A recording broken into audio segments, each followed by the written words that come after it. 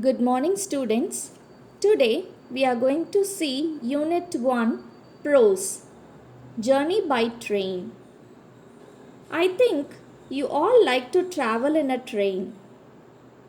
We used to sit by the side of the window and enjoy the nature.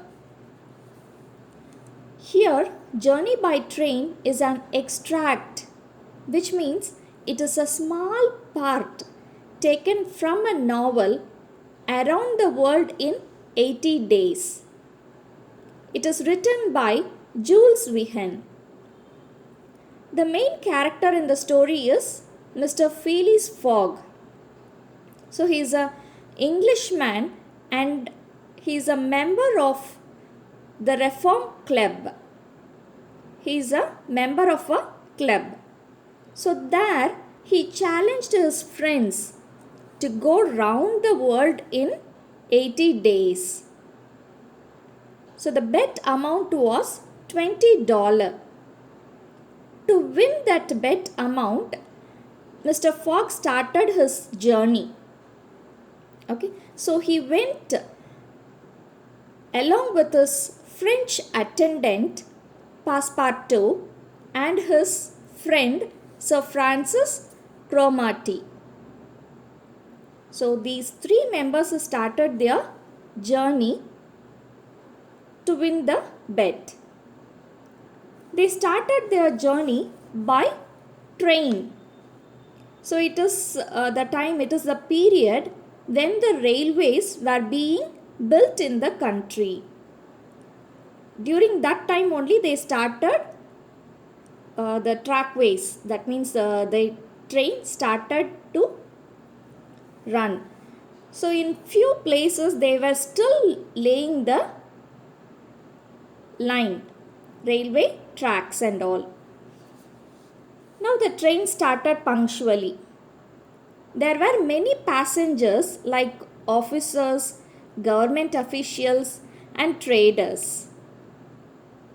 The train left Bombay and passed many bridges, island, mountains, and it also passed Nasik.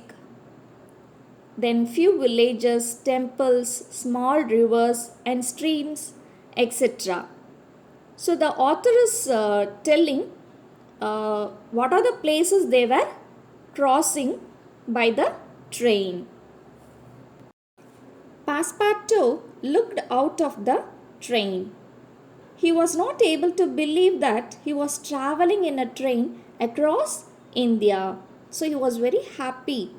He is not able to believe because it is the first time he is traveling in a train, and the engine was guided by an English engineer. The train runs and it is fed with coal. The train went through fertile lands where cotton, coffee, pepper, palm trees were grown. They were largely grown. So the author was describing what are the things they are watching outside. They could see many attractive bungalows. That means big buildings, okay, and viharas, which means it is Buddhist temples or the staying place for them. Next, they came across the jungles where snakes and tigers lived. The animals and birds which were around that place, okay, they ran in fear, listening at the noise of the train. When they hear the sound of the train, they felt afraid and ran out of that place. Then they came to the forest where elephants are there, and many elephants were standing and watching at the train with sad eyes. After 12, the train stopped at Burhampur. There, the travelers had their breakfast and started off for Azhur. There, they crossed the river Tapti. By evening, the train entered the valleys of Satpur mountains. Section 2. The train stopped at Koilby at 8 o'clock. Still, they have to go 15 miles to reach Allahabad. The train stopped in a forest area where the trees have been removed by the workers to lay tracks or to build buildings and all. And there were few buildings and cabins where the workers used to stay. So there are people working there, isn't it? So those people used to stay in that cabins. Now the conductor came to the carriage and shouted to make the passengers to get down. He is asking the passengers to get down of the train. Mr. Fogg and Sir Francis got puzzled. They don't know why the conductor is asking to get down.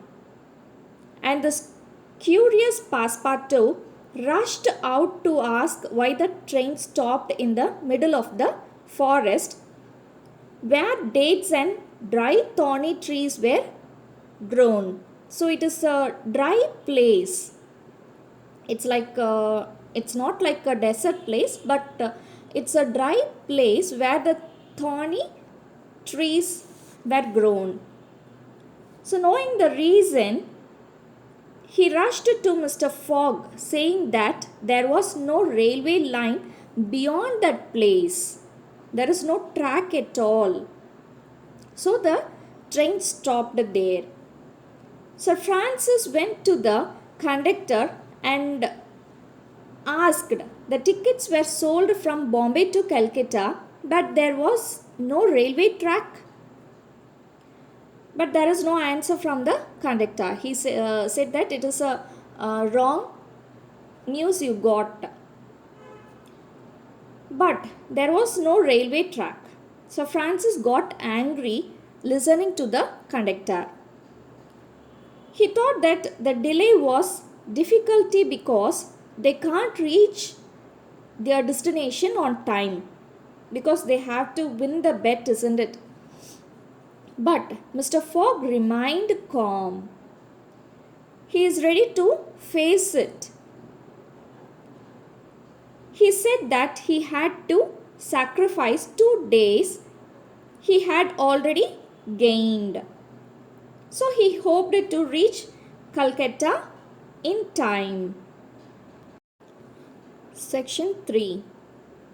Mr. Fogg and Sir Francis searched transport means to reach their destination. So they have to reach there, isn't it?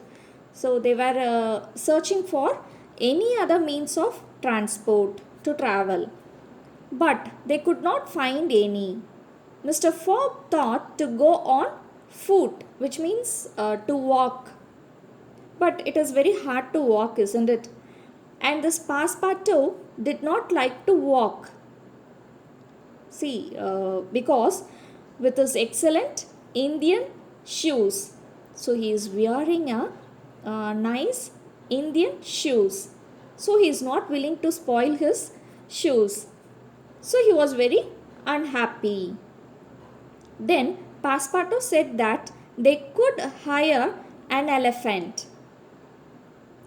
Hire an elephant means to pay some money to the elephant owner and travel by elephant. When they approached the elephant owner, he refused to give the animal for hire. Mr. Fogg bargained with the owner. He said that he will offer 10 pounds, but the owner refused. Then he again bargained for 20 and 40 pounds. Still the elephant is not satisfied. So again he refused. So Fogg decided to buy the elephant. At first, Fogg offered 1,000 pounds to purchase the elephant. But the owner planned to get more money, so he refused 1,000 pounds. So he decides, he knows very well that Mr. Fogg is ready to buy the elephant. So he decided to ask more. And secondly, Mr. Fogg offered 1200, then 1500 and 1800 and finally 2000 pounds. When the elephant owner heard 2000 pounds, he happily accepted it. Giving 2000 pounds, he bought the elephant. Now, a good looking young man came to guide them. So, there must be anyone to guide the elephant, isn't it? Finally, the elephant came outfitted with the needed things. So, the elephant driver is a intelligent and a skilled young man. He covered the elephant back with a saddle cloth. Then he attached the seats to its side, to its both the sides. And Mr. Fogg and Sir Francis sat in the seats of the sides. So he set 2 seats in the sides of the elephant.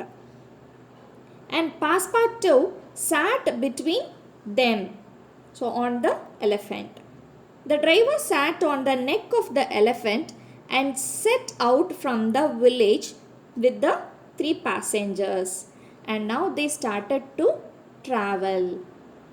So thus Mr. Fogg reached on time and he won the bet.